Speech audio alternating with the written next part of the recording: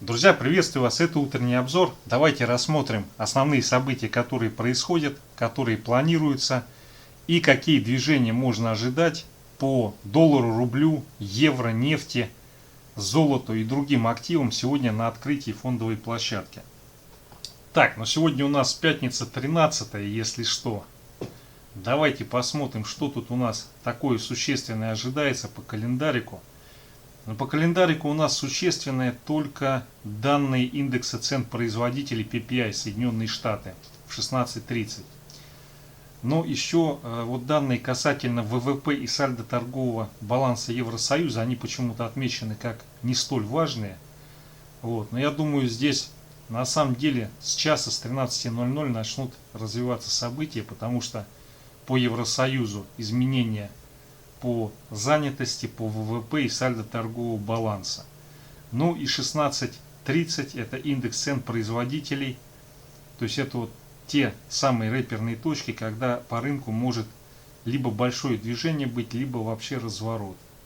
Так, друзья, далее то, что касается коронавируса, но здесь идет вообще мощнейший, к сожалению, рост новых случаев.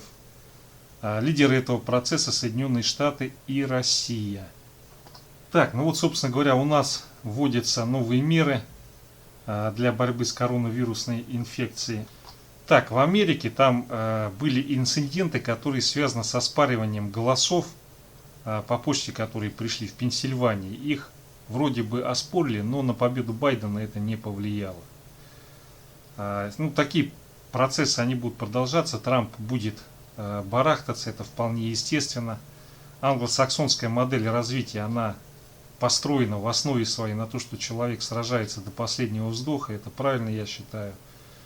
Вот. Но в любом случае, я думаю, что мы получили то, что получили. Это президент-демократ и законодательный орган, в котором нету большинства у демократов. Так, далее, что здесь происходит? Ограничили инвестиции, связи в компании, которые занимаются инвестированием в то, что может быть использовано китайским ВПК. Так, ну и вот дневной таймфрейм китайского фондового индекса CSI 300. Ну, мы видим, что идет охлаждение, просадка, и, судя по всему, закрытие будет ниже 4900. Это не очень хорошо, это говорит о том, что вот этот рост, он себя исчерпал, и здесь происходит возврат вот в эту консолидацию, которая находится от 4550 до 4900. Пока это снижение идет не на объемах, вот, но тем не менее, то есть то, что вот это произошло, это больше похоже на раздачу, и соответственно теперь на следующей неделе высока вероятность того, что он будет вот в этом диапазоне находиться. Вот. На то, что Китай снижается, это не очень хорошо, конечно, для нашей фондовой биржи, особенно для черной металлургии. Так, далее дневной график SFD на фьючерс S&P. Здесь у нас уходит он ниже 3550, вот этот сильный уровень. Но здесь как бы высока вероятность того, что разовьется движение вот сюда, вот к этому зеленому прямоугольнику. Это произойдет в том случае, если закрытие этой недели или начало следующей не приведет к подтягиванию на 3550. Потому как здесь разворотная формация, если эта разворотная формация не ломается, то у нас автоматически начинается проседание. Так, далее NASDAQ, но это просто индекс, не SFD. Ну что могу сказать? Сегодня, скорее всего, тенденция будет как S&P, движение вниз, и цель движения у него отсюда находится на 11600 ближайшее. Наиболее вероятно, что он тоже будет проседать. Вот. Единственное, только NASDAQ он более энергично ходит, чем S&P. Так, далее нефть. Но по нефти мы закрылись прямо вот на вот этом уровне сильном 43,2. Вот, и сейчас здесь пока находится в проторговочке 42,55, 43,23. Высока вероятность того, что так и будет болтаться. Но сегодня как бы особых оснований для роста нету по нефти. Поэтому либо мы вот в этом диапазоне ходим, либо в случае пробития на объеме 42,55 отсюда развивается движение, цель которого вот этот диапазон. Так, друзья, далее золото. Но по золоту у нас идет поджатие к 1882, и судя по тому движению, которое здесь сформировалось, я думаю, все-таки высока вероятность того, что либо сегодня, либо в начале следующей недели мы 1882 осилим. А вот как мы его осилим, и здесь начнется проторговка, то можно вполне ожидать и реванша золотого. Так, ну и вот судя по 4-часовику, у нас сейчас будет повторное движение тестирования 1882. Вот далее здесь надо будет смотреть, каким образом будет протекать взаимодействие с сильным уровнем. Так, друзья, далее давайте посмотрим позиции на форте. Что тут у нас? Ну, по РТСу делают ставку на то, что РТС сегодня, по крайней мере, с утра попытается наверх сходить. Причем достаточно уверенная такая ставка. Юрлица, вот видите, аж это самое, 17700 контрактов в лонг. Увеличили позицию. Так, далее Сбербанк. Здесь тоже все радужно. Делают ставку на продолжение банкета. Вот, видимо, пока Сбербанк не взял 256, кому-то нет покоя. Но опять же, видите, сейчас негатив по Китаю, негатив по Америке, нефть тоже проседает. Поэтому не факт, что вот эта вот формация по РТС, по Сбербанку, она прямо с утра будет разыграна. Да и должен вам заметить, что не абсолютно во всех случаях те ставки, которые делают юридические лица, они успешны. С высокой степенью вероятности они успешны, но не всегда, и об этом нужно помнить. Газпром, здесь тоже ставка на рост. Причем вот обращаю внимание по Газпрому, фьючерс на акции Газпром. Смотрите, юрики какую сделали ставку на шорты, а физики на лонги. То есть физики ждут, что Газпром отскочит вверх. Юрики либо этого не ждут, либо они просто открыли позиции в противовес физикам. Вот. Но практика показывает, что чаще ошибаются все-таки физики. Норникель. Здесь юрики сделали ставку на просадку Норникеля сегодня. Так, фьючерс доллар-рубль. Но здесь ставка на укрепление рубля со стороны юридических лиц. Евро-рубль. Здесь также ставка на то, что рубль будет укрепляться к евро. Евро-доллар. Но здесь ожидают боковик. Так, ну достаточно у нас парадоксальная ситуация складывается. По евро и доллару ждут укрепления рубля, а по нефти ждут дальнейшей просадки цен на нефть. Серебро, здесь ставка на рост. По золоту, но здесь, судя по всему, ставка на такой слабенький рост они делают, но по золоту пока боковик. Как только будет уверенное пробитие 1882 и закрепление, тогда вполне можно ожидать движение вверх, и ближайшая цель 1905-1907. Природный газ, здесь какая-то такая очень хитрая ставка на рост цен на природный газ. Так, друзья, ну вот возвращаясь к графику, золото, часовой таймфрейм, чикагская котировка. На что хотел обратить внимание? Ну сейчас, судя по всему, идет здесь восходящее движение. Цель этого движения 1882-1885. Вот сюда вот этот диапазон. Если сюда приходит и начинает торговаться, то весьма вероятно будет следующий этап движения, цель которого будет 1906. Вот это движение, оно не будет реализовано, если сейчас мы получаем откат и пробитие 1871.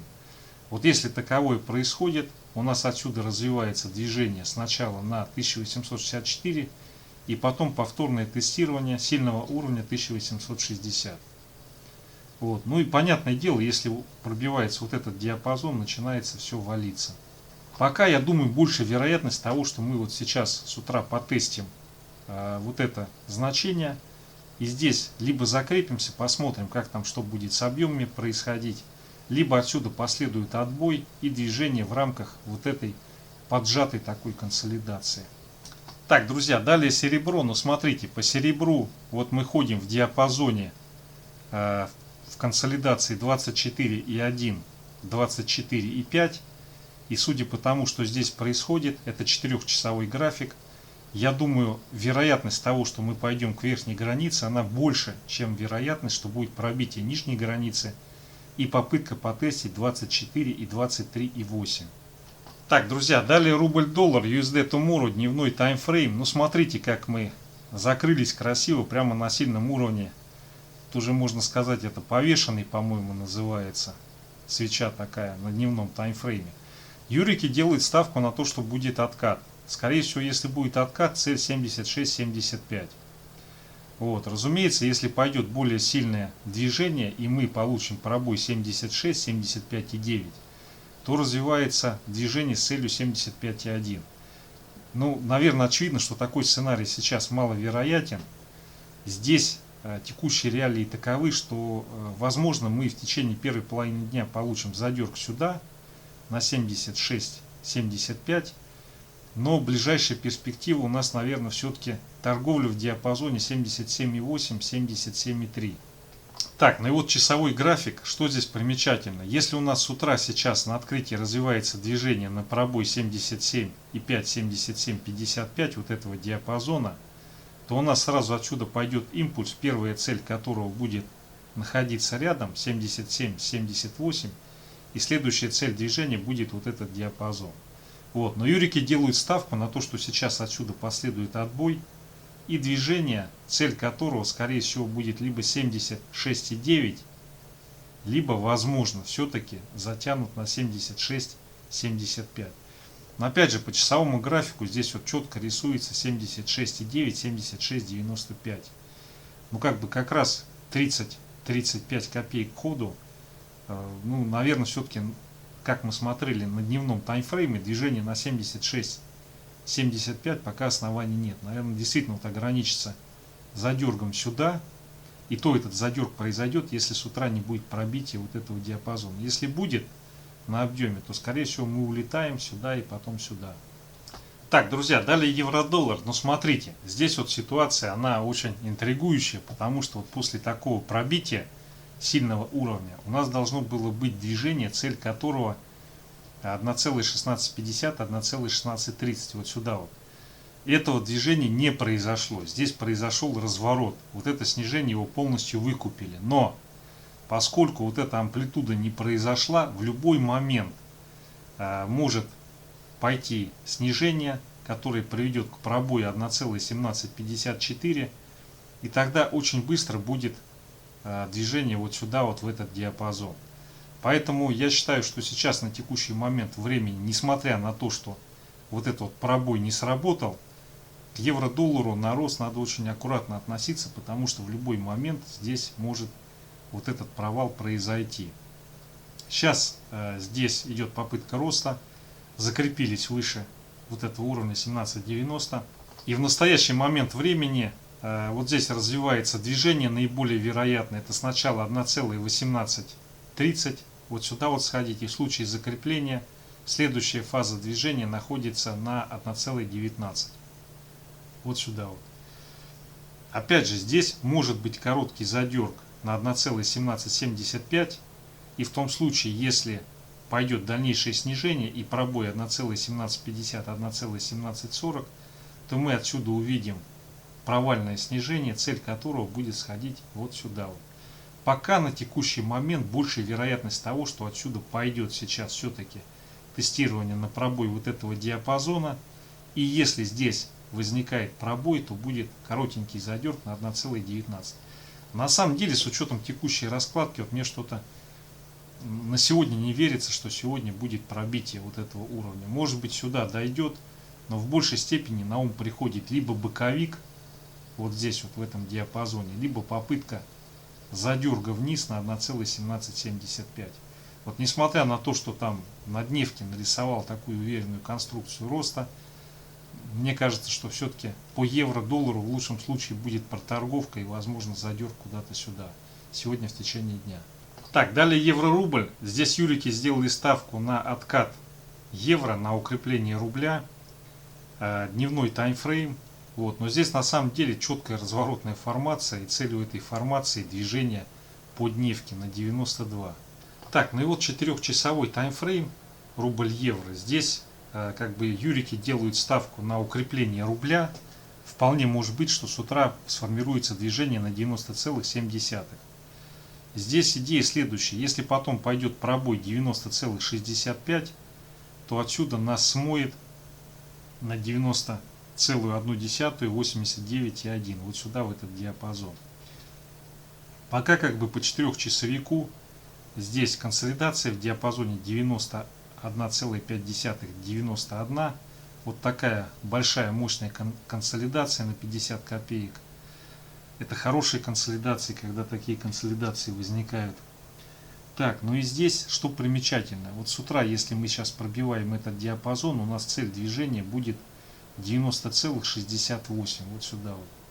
Если не пробиваем, если идем вверх, то далее посмотрим, что будет с 91,5. Если здесь будет уверенный пробой, то у нас следующая цель движения находится на 92,35.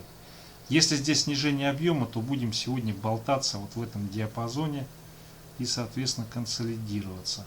Так, друзья, далее фьючерс на индекс РТС. Юрики сделали ставку на отскок на рост, но на дневном таймфрейме, на ризе, это декабрьский фьючерс, здесь разворотная формация. И у этой разворотной формации цель движения находится вот сюда, вот диапазон 119 300, 118 тысяч. Так что по дневке здесь наиболее вероятный сценарий — это движение вниз. Когда это произойдет как только будет пробитие диапазона 121 500, 120 800. Как только вот этот диапазон будет пробит, отсюда сразу развивается движение вот сюда вот. Так, но юрики сделали ставку на рост. Мы пока находимся в консолидации вот в этом диапазоне 121 700, 125 500. Вот она повыше на самом деле. Вот. И здесь какая у нас получается интересная картина. То есть юрики делают ставку на то, что с утра будет задерг на 124 400, возможно на 125 500. То есть вот я могу понимать, что та ставка, которую сделали юрики, это то, что с утра будет задерг движения вот куда-то сюда.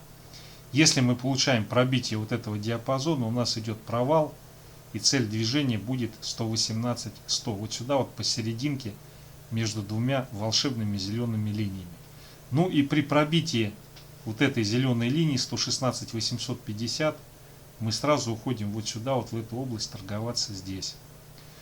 Так, друзья, ну вот основные торговые инструменты сегодня на открытии российской биржи. Спасибо за внимание.